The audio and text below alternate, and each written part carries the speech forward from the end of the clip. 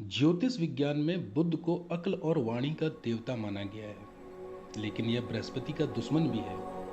बृहस्पति का यह दुश्मन क्यों है, इसको समझते हैं। बृहस्पति हवा है, हमारे पूर्वज हैं, हमारा परंपरागत ज्ञान है, अध्यात्म है, लेकिन यह शून्य तत्व है। इसका स्वरूप मर्यादा, धर्म, आध्यात्म, मुक्ति और नैतिकता से है, परंतु यह भौतिकता और सांसारिकता नहीं है।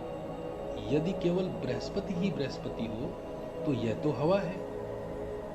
इसका कोई स्वरूप नहीं है, इसका कोई आकार भी नहीं है। अगर आकार नहीं तो अस्तित्व नहीं, और अगर कोई अस्तित्व नहीं होगा तो कोई वजूद नहीं होगा।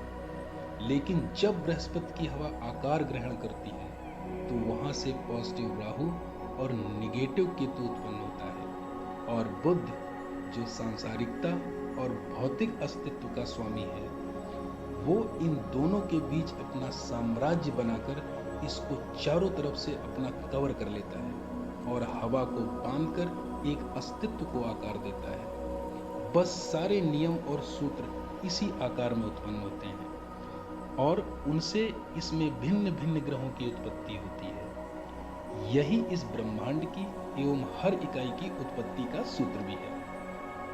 इसको बहुत ही सिंपल तरीके से समझते हैं। हमारे जीवन की गतिविधियों में जब एक बच्चा जन्म लेता है तो वह अस्तित्व में तो होता है, परंतु उसका मन और मस्तिष्क शून्य होता है। वह नहीं जानता कि वह क्या है या यह संसार क्या है।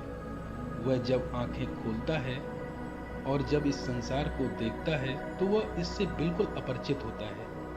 इस समय वह पूर्ण रूप से चंद्रमा और बृहस्पति के अंतर्गत होता है। चंद्रमा यानी कि माता, बृहस्पति यानी कि पिता। इस समय वह इन दोनों के कारण ही इस संसार को समझता है, इन लोगों के कारण ही इस संसार को देखता है। परंतु जैसे जैसे उसमें अक्ल आती है, वह स्वयं सोचने और विचारने लगता है, तभी से वो बृहस्पति की बातों की अवहेलना करने लगता है, क्योंकि बृहस्पति उसके मन की बातों को करने से रोकता है, उसे अच्छे बुरे का उपदेश देता है, और यह उसे बिल्कुल भी अच्छा नहीं लगता, क्योंकि वह हर बात को अपनी अक्ल के अनुसार सोचता है। भले ही उसमें जानकारियों का अभाव हो, तब भी वह पिता, पूर्वज, धर्म और परंपरा को अपने मन के अनुसार सोचता है। जितनी उसको अक्ल होती है उसी के अनुसार उसको वो सोचता है। बस जब उसकी कुछ समझ में नहीं आता तो इन सब चीजों को वो नियंत्रित करने लगता है। यहीं से वह बृहस्पति का विरोधी हो जाता है। लेकिन यह जरूरी भी है, क्योंकि इस ब्रह्मांड में अगर भौतिकता नहीं होगी तो प्रत्येक आदमी अपनी अक्ल से किसी चीज को सोच नहीं पाएगा, और अगर वो अपनी अक्ल से किसी चीज को सोच नहीं पाएगा तो इस दुनिया में जो चौतरफा विकास हो रहा है उस विकास की गति रुक जाएगी। यही इस प्रकृति की प्रवृत्ति है। पढ़ लिखकर लोग इतने अक्लमंद हो जाते हैं कि अपनी व्याख्याएं सत्य और न्याय के आधार पर नहीं करते।